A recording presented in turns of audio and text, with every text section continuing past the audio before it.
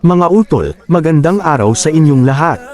Samahan ninyo ako sa isang napakahalagang sandali para sa ating mga hijos del Nazareno. Dito, hindi lang tayo nagtitipon, tayo ay nagbabalik pangako. Isang araw ng pananampalataya, pagninilay, at muling panunumpa ng ating paglilingkod. Habang nagtitipon ang mga hijos, ramdam mo ang katahimikan. May bigat pero may gaan. Dahil saan ka pa makakakita ng kapatiran na kahit pagod at hirap, ay patuloy pa ring sumusunod sa tawag ng mahal na Poong Nazareno. Mga utol, hindi simpleng pagtitipon ito. Renewal of vows, ito yung sandaling ibinabalik natin sa ating puso kung bakit tayo ay hijos. Ito yung pagkakataon na sabihin muli, Poong Nazareno, narito po kami. Hindi man perpekto, pero handang maglingkod. Sa bawat hijos na narito ngayon, may kanya-kanyang kwento. May dumaan sa matinding pagsubok, may naligaw sandali, may nanghina.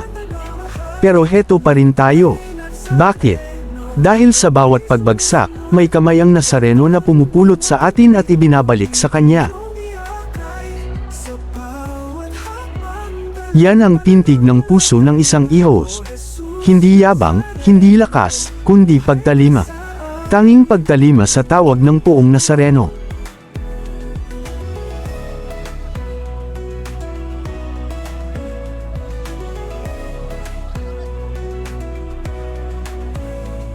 Hawak ang rosaryo, puso'y nagdarasal.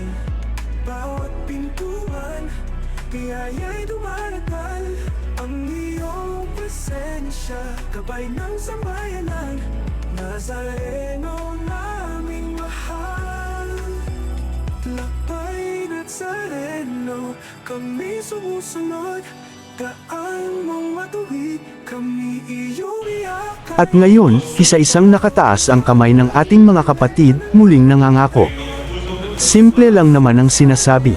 Nazareno, ginagamit mo ako. At kahit mahirap, kahit masakit, kahit maraming hindi nakakaintindi, tutugan ako. Mga utol, hindi lahat nabibigyan ng pagkakataong maging hijos. Isang pribilehiyo, oo, pero mas higit, isang misyon.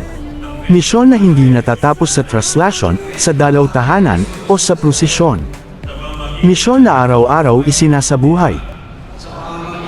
Ito yung sandaling bago ka muling tumakbo, bago ka muling humila, bago ka muling umatras sa gitna ng dagat ng tao, ibinabalik mo muna ang sarili mo sa Panginoon. Nazareno, ikaw po bahala sa akin. Habang pinapakinggan natin ang bawat salita, ramdam mo yung bigat ng pagiging hijos, hindi dahil sa ranggo, kundi dahil sa responsibilidad. Kapag hijos ka, ikaw yung sandalan. Ikaw yung nauuna at huling umaabot. Ikaw yung nagiging tulay ng tao sa Nazareno. At ngayon, sa muling pagbigkas ng kanilang panata, para silang isang pamilyang muling pinagbubuklod. Walang mataas, walang mababa. Lahat kapatid. Lahat lingkod ng iisang hari. Mga utol, kung napapansin ninyo, iba ang himig ng dasal ng isang hijos. May halong pagod, may halong sakit ng buhay, pero punong-puno ng pag-asa. Yan ang tunay na kahulugan ng pagiging deboto.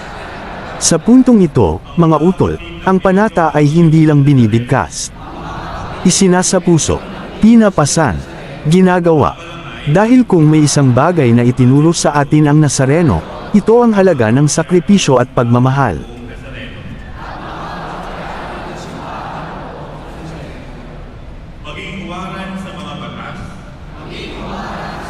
Mahal na Poong Nazareno, tunay nga kami mga anak mo.